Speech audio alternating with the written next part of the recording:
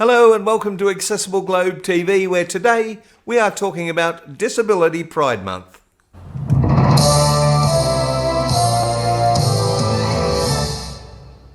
Disability Pride Month. I'd never heard of it. And I'm disabled. So, that's kind of sad in a way. Let's talk about what Disability Pride Month is. The first thing I thought, of course, was that it was about the LGBTQ community. And I thought, well, that's got nothing to do with me. But on looking into it a little further, I realised that it's not about that. It's about having pride in your life with disability. Whether it be having pride in what you've achieved with it, whether it's be having pride despite your disability, it doesn't matter. Just maintaining a pride in your life with your disability. Being proud to be a member of the disabled community, perhaps.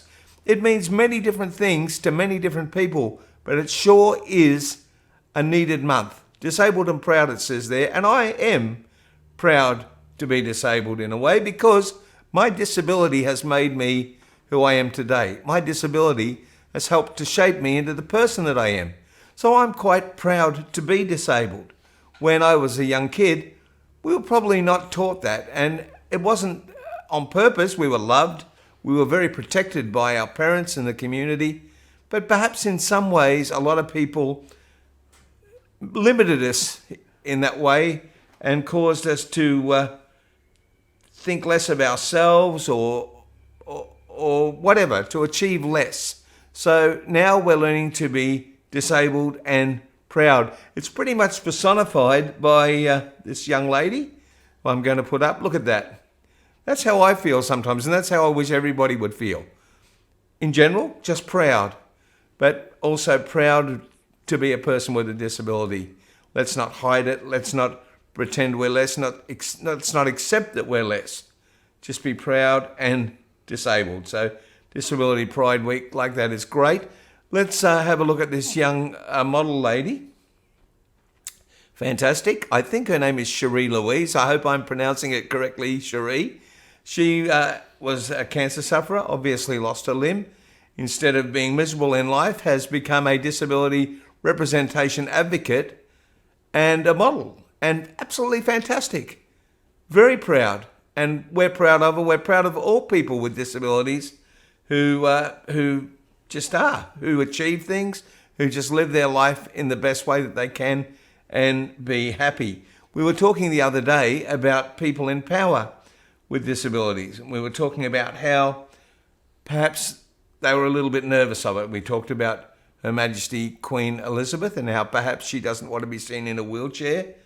We talked about Teddy Roosevelt, the American president, who hid the fact that he was in a wheelchair, all due to the fact that they were worried that people would perceive them as less able or more fragile or whatever because they were mobility impaired or disabled. The only way we're going to change that is through things like this Disabled Pride Month and by education. Educating people to learn that we're no different from them. And they say educated, disabled and proud. That can count for me specifically or somebody with a disability.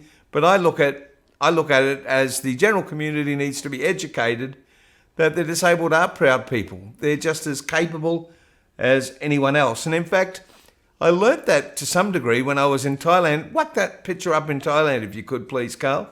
This is part of the Friendly Design Expo in Thailand. There's people there from Israel. I'm just looking around the camera. There's an aspiring politician. There's an ex-TV presenter. There's just all sorts of people with disability at the Friendly Design Expo. And I think when I went there, they made me realise, even more than I'd learnt in Australia, that I should be proud of my life with a disability.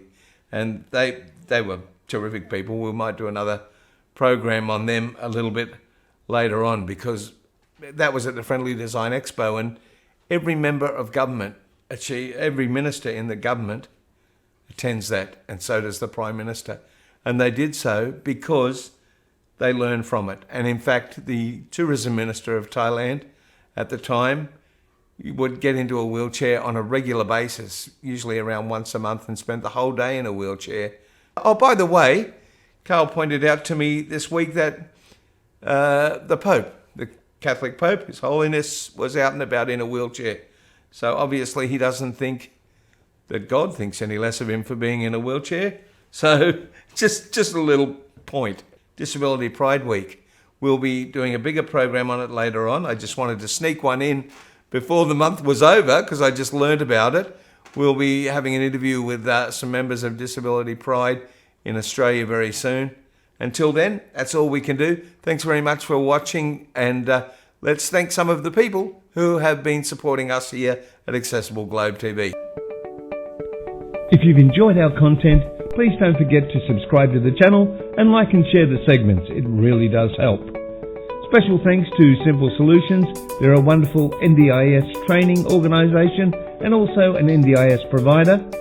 Thank you to Hello World Travel in Hervey Bay, who do all the bookings for our various travel adventures.